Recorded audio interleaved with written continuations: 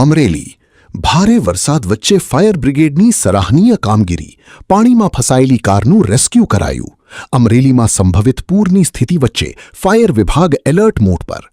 ગઈકાલે રાત્રે 9:25 કલાકે લીલિયા રોડ પર સર્જાયો હતો બનાવ.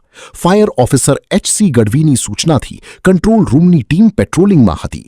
લીલિયા રોડ પર પાણીમાં ફસાયેલી 4 વ્હીલર ગાડીને સલામત રીતે બહાર કઢાઈ. કારને રેસ્ક્યુ કરી રસ્તો વાહન વ્યવહાર માટે ખુલ્લો કરવામાં આવ્યો. પોતાની પરવાહ કર્યા વિના રાત દિવસ જનતાની સેવામાં તૈનાત રહ્યો અમરેલી ફાયર સ્ટાફ. શું ઘટના બની હતી? વલ્લભભાઈ કાબરિયા, લીલિયા રોડ, ફારમવાડી પાછળ આજે વરસાદ સાંજે ઘણો પડવાથી મારી મારુતિ વેગનાર કાર અમારી શેરીની સામે ફસાઈ ગયેલી હતી. તે સમયે બરાબર અમરેલી નગરપાલિકાની ફાયરની ગાડી નીકળતા મારી ગાડીને એ લોકોએ ફસાઈ ગયેલી ગાડીને સરાહનીય કામગીરી કરીને મારી ગાડીને વ્યવસ્થિત એ લોકોએ કાઢી આપી. એ બદલ અમરેલી નગરપાલિકા તેમજ ફાયર સ્ટાફના માણસોનો ખૂબ ખૂબ આભાર હું માનું છું.